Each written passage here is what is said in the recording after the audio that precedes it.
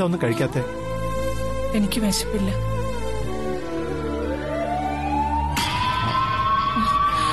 ചേട്ടാ, ആംബുലൻസ് എന്തോ സംഭവിച്ചിട്ടുണ്ട്, എന്തോ പ്രശ്നമുണ്ട്. നമുക്ക് അങ്ങോട്ട് പോവാം. വാ. എന്തോ അരുതാത്തത് സംഭവിക്കുന്ന എന്റെ മനസ്സ് പറഞ്ഞുകൊണ്ടിരുന്നു. അതാ ഇപ്പൊ ഉണ്ടായത്. വാ.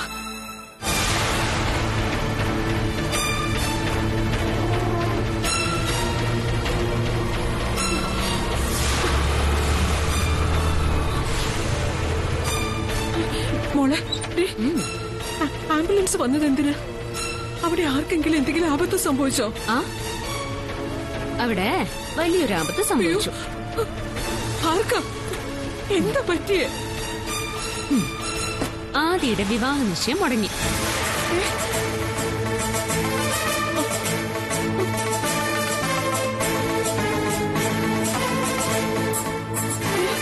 എന്തേ വിശ്വസിക്കാൻ കഴിയുന്നില്ലേ? ഇത്തവണ ഞാനും എന്റെ അമ്മയും അച്ഛനും അല്ല കാരണം. പിന്നെ ആതിരയുടെയും ദുർഗാമ്മയുടെയും പ്രിയപ്പെട്ട മംഗളപ്പച്ചി. മംഗളപ്പച്ചിയോ?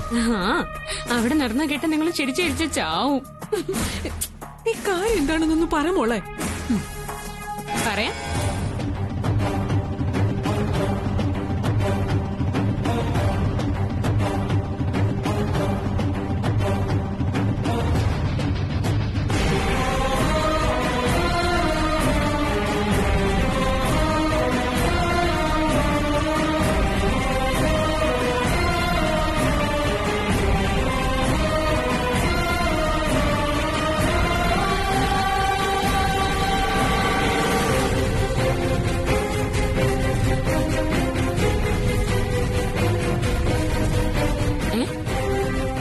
ചിരിക്കാത്തെ? എങ്ങനെ ഇതൊക്കെ സംഭവിച്ചു? മംഗളപ്പച്ചിക്കെതിരെ ദുർഗേച്ചി ഒരിക്കലും നിൽക്കില്ല. അവരെങ്ങനെ വീഴിക്കണമെങ്കിൽ അതിനെന്തെങ്കിലും ഒരു കാരണം ഉണ്ടാവും. അമ്മ എപ്പോഴും പറയാറുള്ളൊരു വാക്കില്ലേ, ദൈവനിശ്ചയം. അതാ ഇവിടെ സംഭവിച്ചേ. ഞങ്ങൾക്കിത് വിശ്വസിക്കാൻ കഴിയുന്നില്ല. ഇതെല്ലാം നിന്റെ പണിയാണോന്നാ ഞങ്ങളുടെ സംശയം. ഞാൻ എന്ത് ചെയ്യാനാ? സത്യം പറ തുളസി. സന്തോഷിക്കാൻ പറ്റിയൊരു അവസരം വന്നിട്ട് നിങ്ങൾ ഇങ്ങനെ അത് മിസ് ചെയ്യുന്നതില്ല എന്റെ സങ്കടം. എത്ര നല്ല ചാൻസാ ഇത്. ആരുടെ വീഴ്ചയും സന്തോഷിക്കാനുള്ള അവസരമായി കരുതരുത്. ഇതൊക്കെ പ്രസംഗത്തിൽ പറയാനും പുസ്തകത്തിൽ എഴുതി വെക്കാനും കൊള്ളാം. നമ്മുടെ ശത്രുക്കളുടെ പതനം നമ്മൾ ആഘോഷിക്കുക തന്നെ വേണം. അച്ഛൻ വന്നേ. കൈവിട് മോളെ. Come on, Priya, let's enjoy. ഒന്ന് പോടി അവിടുന്ന്. നീ ഇങ്ങനെ തുള്ളി ചാടണ്ട. ഇന്ന് നിർത്തിവെച്ച വിവാഹ നിശ്ചയം എപ്പോ വേണമെങ്കിലും ഇനിയും നടത്താം. No chance. ഇനി ആ കല്യാണം നടക്കില്ല. അതില് നിനക്കെന്താ ഇത്ര ഉറപ്പ്? എനിക്ക് ഉറപ്പുണ്ട്. അതുകൊണ്ട് തന്നെയാ നമുക്ക് സന്തോഷിക്കാന്ന് പറഞ്ഞ. നീ ഇങ്ങനെ പറഞ്ഞതുകൊണ്ട് മാത്രം ഞങ്ങൾക്ക് ഉറപ്പില്ല. എന്താ കാര്യം വിശദമായിട്ട് പറ. എന്നാ ഞങ്ങള് വിശ്വസിക്കാം, അല്ലേ? അതെ മോളെ, നിന്റെ ഇത്രയും ഉറപ്പിന് എന്തോ കാരണമുണ്ട്. ആ കാരണം തേടി ഇപ്പൊ പോണ്ട. ഇപ്പോ ദുർഗമ്മ ആതിരയുടെയും ആദ്യത്തിന്റെ വിവാഹം മുടക്കിയതുപോലെ തന്നെ എന്റെയും ആദിയുടെയും വിവാഹം നടത്തും. എങ്ങനെ? അതാണ് ഞങ്ങൾക്ക് അറിയേണ്ടത്. ഇങ്ങനെ കുട്ടികളെ പോലെ നിർബന്ധം പിടിച്ചാലോ? നിർബന്ധമാണ്. ശരി, നിർബന്ധമാണെങ്കിൽ പറയാം. പക്ഷെ ശാന്തമായി ശ്രദ്ധിച്ച് കേൾക്കണം. ദുർഗാമ്മയുടെ കളികളാണിതെന്നാ ഞാൻ പ്രത്യേകം പറയണ്ടല്ലോ. ജോത്സ്യൻ രാജവർമ്മയിൽ മാമന് അതിയായ വിശ്വാസവും രാജവർമ്മയുടെ പ്രവചനം ഒരിക്കലും തെറ്റില്ലെന്ന ഉറച്ച ധാരണയാണല്ലോ ഉള്ളത്. ആ വിശ്വാസത്തെ ദുർഗാമ്മ ഉപയോഗിച്ചു. ജോത്സ്യൻ രാജവർമ്മയെ കൊണ്ട് ഒരു കള്ളക്കഥ മാമനോട് ദുർഗാമ്മ പറയിപ്പിച്ചു. എന്ത് കള്ളക്കഥ?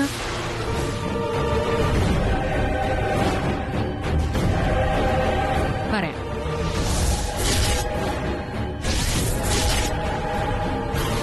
ആദിയും തുളസിയുമായുള്ള വിവാഹം നടക്കുന്നതോടെ ഒരു മരണം അത് സുനിശ്ചിതമാണ്. വിവാഹം കഴിഞ്ഞ 3-ാം ദിവസം അത് സംഭവിക്കും. ഒരകാല മൃത്യു. നക്ഷത്രവിധി പ്രകാരം ഇവർ ഒന്നിച്ചാൽ വധുവിന്റെ അമ്മയ്ക്ക് മരണം സംഭവിക്കും.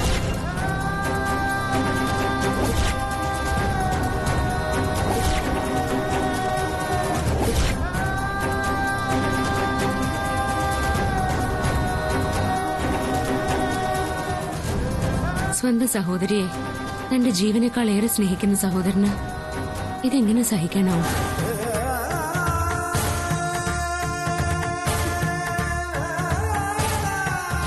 എന്റെയും ആദിയുടെയും വിവാഹം സ്വപ്നം കണ്ടിരുന്ന മാമൻ ആ നിമിഷം മുതൽ ഞങ്ങളുടെ വിവാഹം നടക്കരുതെന്ന് ആഗ്രഹിച്ചു തുടങ്ങി. അതിനുവേണ്ടി ഇല്ലാത്ത ശത്രുത അഭിനയിച്ചു. എന്നെയും ആദ്യം തമ്മിൽ അകറ്റാൻ നോക്കി. അമ്മയെ ശത്രുവായി കാണുന്നതായി അഭിനയിച്ചു.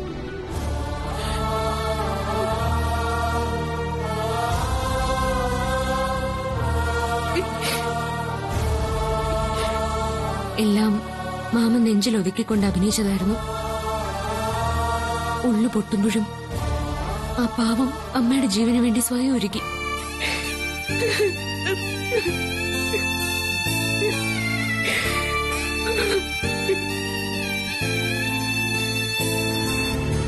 ദുർഗാമ്മയാവട്ടെ ഈ അവസരം കൃത്യമായി മുതലാക്കി ആദിത്യനും ഞാനും തമ്മിലുള്ള വിവാഹം പ്രസാദ് മാമൻ അറിയാതെ നിശ്ചയിച്ചു. കൃത്യസമയത്ത് മാമൻ അവിടെ എത്തിച്ച് നിശ്ചയം മുടക്കി. എല്ലാം നടത്തിയിട്ട് നാട്ടുകാരുടെയും ബന്ധുക്കളുടെയും മുമ്പില് ദുർഗാമ്മ നല്ലവളായി. എല്ലാ കുറ്റവും മാമന്റെ തലയിൽ. ഇതെല്ലാം മോൾ എങ്ങനെ അറിഞ്ഞു?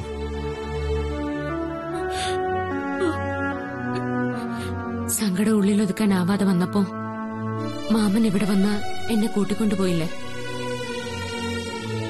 രാജവർമ്മയുടെ അടുത്തേക്കാ മാമൻ എന്നെ കൊണ്ടുപോയത്.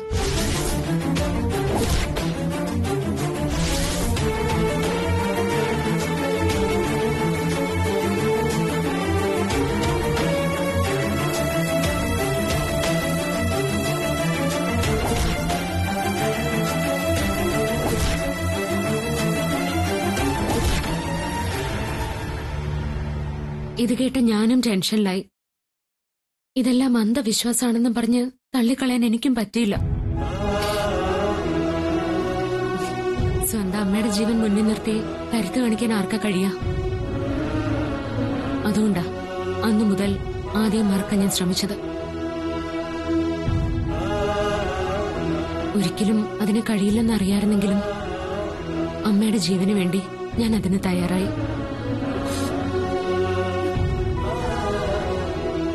അമ്മയോടും അച്ഛനോടും ഞാനിതെങ്ങനെ പറയും? എനിക്ക് വേറൊന്നും ചെയ്യാനും ഉണ്ടായിരുന്നില്ല. ആ ഈ സമയത്താ ദുർഗാമ്മ ഗായത്രി ടീച്ചറിന്റെ സഹോദരന്റെ ആലോചന കൊണ്ടുവന്നതും ഇപ്പോ ആതിരയുടെയും ആദിയുടെയും കല്യാണ നിശ്ചയം നടത്താൻ നോക്കിയതും. ഇപ്പോ ഇതെങ്ങനെ നമുക്ക് അനുകൂലമായിട്ട് വന്നു? അതാ അച്ഛൻ ഞാൻ ആദ്യമേ പറഞ്ഞത്, ദൈവനിശ്ചയം. ആതിരയുടെ നാവിൽ നിന്ന് തന്നെ ഈ കള്ള ജ്യോതിഷിയെക്കുറിച്ച് അറിയാൻ കഴിഞ്ഞു. അങ്ങനെ ഞാൻ ജോത്സ്യരുടെ ആശ്രമത്തിൽ ചെന്നു.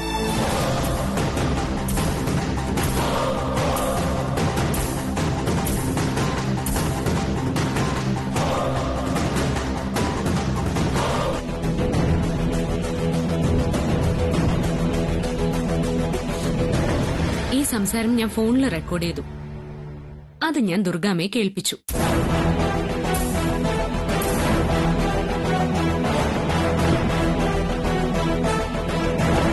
വിവാഹ നിശ്ചയം നിർത്തിവെക്കാൻ മറ്റു മാർഗങ്ങളില്ലാതെ മംഗള അപ്പച്ചിയെ തന്നെ ദുർഗാമ്മ വീഴിച്ചു. എനിക്കിത് വിശ്വസിക്കാനാവുന്നില്ല. സത്യാണ്. ഒരു സഹോദരനോടും സഹോദരിയോടും ഒരിക്കലും ചെയ്യരുതാത്ത തെറ്റാ ദുർഗാമ്മ ചെയ്ത്. ഇത്രയും ക്രൂരത ലോകത്ത് വേറെ ആരും ചെയ്യില്ല.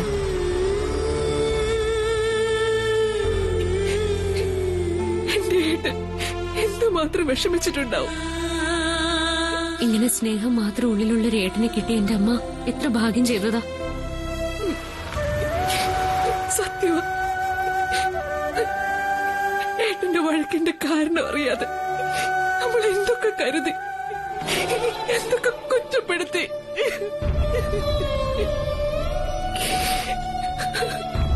അമ്മ അമ്മ പ്രിയ,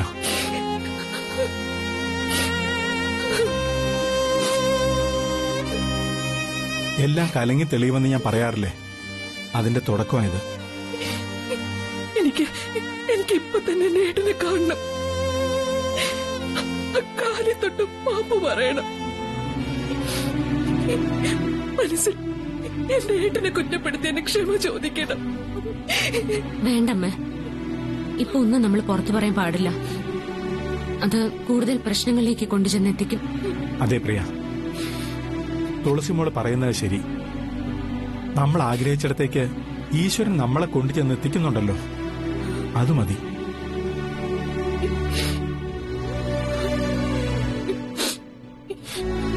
ചേട്ടാ, നമുക്കൊന്നും ഗുരുവായൂർ പോണം. ആദിത്യന്റെ ആതിരയുടെ വിവാഹം നിശ്ചയിക്കാൻ പോകുന്നു എന്നറിഞ്ഞപ്പോ എല്ലാം നേർവഴിക്ക് വന്ന ഗുരുവായൂരപ്പനെ വന്ന് കാണാന്ന് ഞാൻ പ്രാർത്ഥിച്ചിരുന്നത്. ഉടനെ പോണം, നമുക്ക് വഴിപാടുകൾ നടത്തണം. വാ.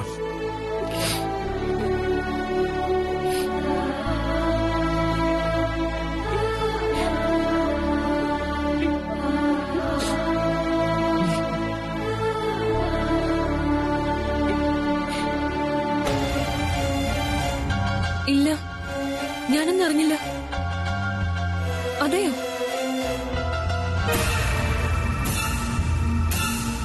വലുത് പറ്റിയോ?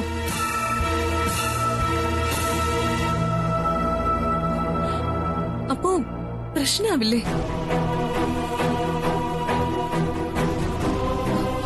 എന്ത് ചെയ്യണി? ഓക്കെ ചേച്ചി.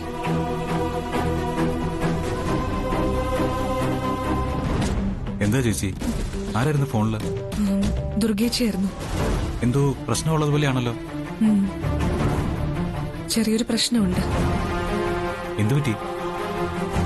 ആദിത്യനും ആതിരയുള്ള വിവാഹ നിശ്ചയം മുടങ്ങി. അയ്യോ, അത് ആദ്യത്തെ ബില്ലിംഗ് ആയി കാണില്ല. അതൊന്നും അല്ല പ്രശ്നം. ആദ്യ വിവാഹത്തിന് എപ്പോഴേ തയ്യാറായതാ. പിന്നെ എന്താ സംഭവിച്ചേ? ആതിരയുടെ ഗ്രാൻഡ് മദർ ഒരു മംഗളയുണ്ട്. അവര് സ്റ്റെപ്പിന്ന് കാല് തെറ്റി വീണ ഹോസ്പിറ്റലായി എന്നാണ് എന്നോട് പറഞ്ഞത്. ഇനിയും മറ്റെന്തെങ്കിലും റീസൺ ഉണ്ടോന്ന് അറിയില്ല. ഗ്രാൻഡ് മദർ അല്ലേ വിവാഹ നിശ്ചയം നടത്തുന്നതിൽ അതൊരു തടസ്സമാണോ? അതെ, അവരാണ് ആതിരയുടെ എല്ലാ കാര്യങ്ങളും നോക്കുന്നത്. അവരില്ലാതെ നിശ്ചയം നടത്താൻ ദുർഗേച്ചിക്ക് വിഷമമുണ്ട്. ഇനി എന്ത് ചെയ്യും? എൻഗേജ്മെന്റ് പോസ്റ്റ്പോൺ ചെയ്യായിരിക്കും. എന്തായാലും ഞാൻ കാര്യത്തിന്റെ ഫുൾ ഡീറ്റെയിൽസ് അറിയട്ടെ.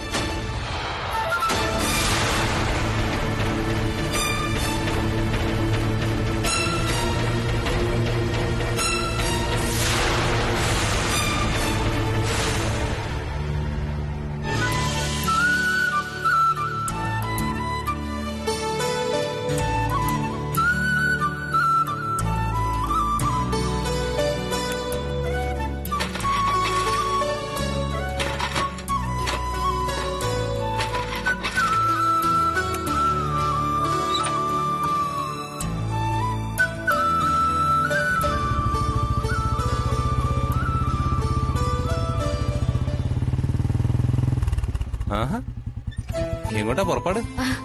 ചേട്ടാ, കാക്കയൊന്നും മലർന്ന് പറക്കുന്നില്ലല്ലോ. നട്ടുച്ചയ്ക്ക് ഇരുട്ടും വന്നിട്ടില്ല. മനസ്സിലായി.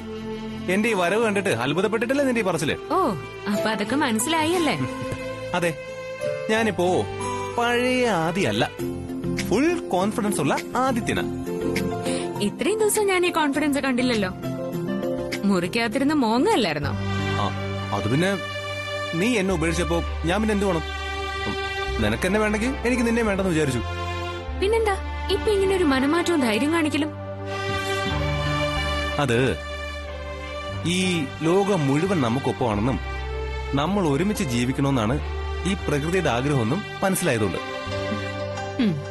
എന്നാലേ നീ വിചാരിക്കുന്നിടത്ത് വരാനും നിന്റെ ഒപ്പം നിന്ന് തുള്ളാനും എന്നെ കിട്ടില്ല. അങ്ങനെ നീ മാത്രം വിചാരിച്ചാ മതിയോ? നീ എങ്ങോട്ടാ പോകുന്നേ?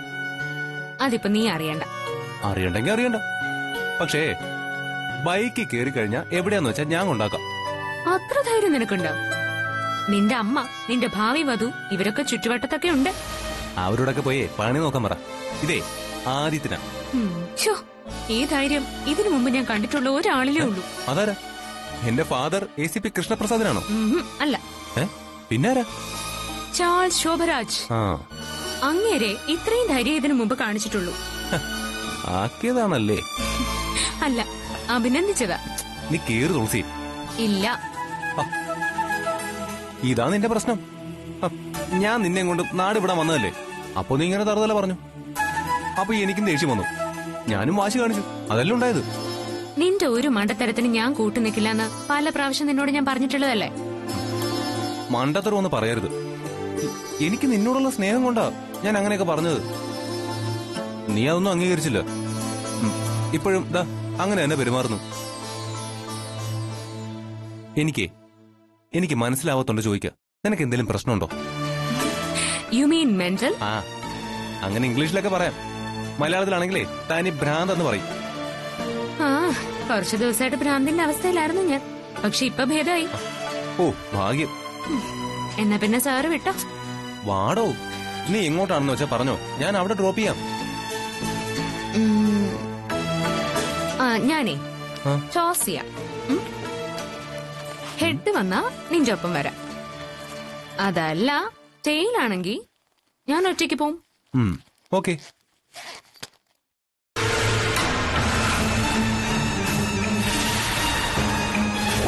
ഈശ്വരാ, ഹെഡ് വരണേ. ദേവി, ഹെഡ് തന്നെ പറഞ്ഞേ.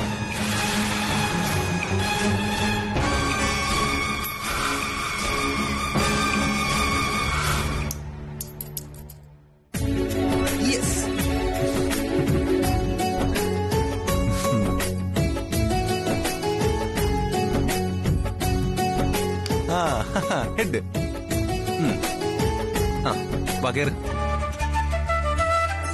ഇതാണ് പൗലോ കൊയ്ലോ പറഞ്ഞത്. നമ്മൾ എന്ത് കാര്യം തീവ്രമായി ആഗ്രഹിക്കുന്നോ അത് നടത്തി തരാൻ ഈ ലോകം മുഴുവൻ നമുക്കൊപ്പം നിൽക്കുമെന്ന്. ഓ, ഇപ്പൊ നീ ആൽക്കെമിസ്റ്റിക്കാണോ വായിക്കുന്നത്? അതൊക്കെ പണ്ട് വായിച്ചതാ. പറയാനൊരു അവസരം വന്ന ഇപ്പോഴാണെന്ന് മാത്രം. കേറ്, സമയം കളയണ്ട. കേറ്.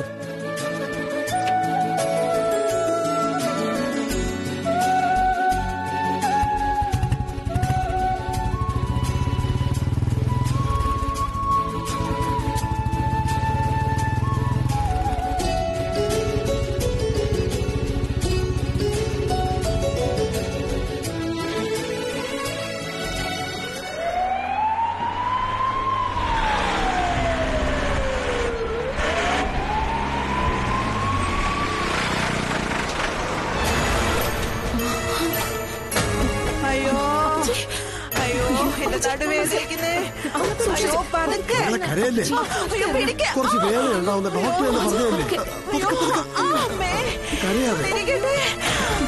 അപ്പച്ചി കരയല്ലേ അപ്പച്ചി?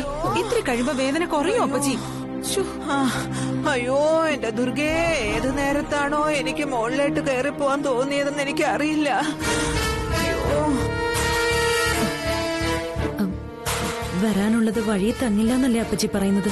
അയ്യോ എന്റെ ദുർഗേ, എനിക്ക് സഹിക്കാൻ വയ്യാത്ത വേദനയാടി. സഹിക്കാം, അല്ലാതെ എന്ത് ചെയ്യാനാ? അപ്പച്ചിയുടെ ആരോഗ്യമൊക്കെ വെച്ച് ഈ വീഴ്ചയൊക്കെ നിസ്സാരമല്ലേ അപ്പച്ചി? അയ്യോ ഒന്ന് പോടി, നിനക്കത് പറയാം. ബാക്കിയുള്ളവർക്ക് പ്രാണൻ എടുക്കുന്ന വേദനയാ. ഞാനൊന്ന് സമാധാനിപ്പിക്കാൻ വേണ്ടി പറഞ്ഞതല്ലേ അപ്പച്ചി? എല്ലാരും കൂടി എന്നെ ഒന്ന് പിടിച്ചേ. സൂക്ഷിച്ച്. അയ്യോ എന്റെ ദൈവമേ, എന്റെ ഗുരുവായൂരപ്പ. അറിയില്ലേ അപ്പച്ചി? അയ്യോ സൂക്ഷിച്ചു.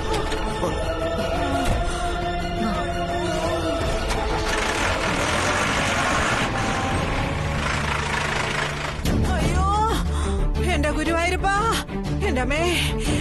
അയ്യോ, ഏതവളാണ് ആ സ്റ്റെപ്പിൽ എണ്ണ ഒഴിച്ചെന്ന് എനിക്കൊന്ന് അറിയണം. ആരെങ്കിലും ആവട്ടെ, ഇനിയിപ്പോ അതൊക്കെ അറിഞ്ഞിട്ട് എന്താ കാര്യം? സംഭവിക്കാനുള്ളത് സംഭവിച്ചില്ലേ? എന്നെ വീഴിക്കാൻ നോക്കിയവള് ഇടി വെട്ടിച്ചാവും. നോക്കിക്കോ, ഞാൻ നല്ല നേർച്ച നേർന്നിട്ടുണ്ട്. ഇന്നേക്ക് 7ാം ദിവസം അവള് കിടന്ന കിടപ്പിലാവും. അപ്പച്ചി ഇങ്ങനെയൊന്നും പ്രാകാതെ. എന്റെ പ്രാക്ക് അച്ചട്ടാ, നീ നോക്കിക്കോ.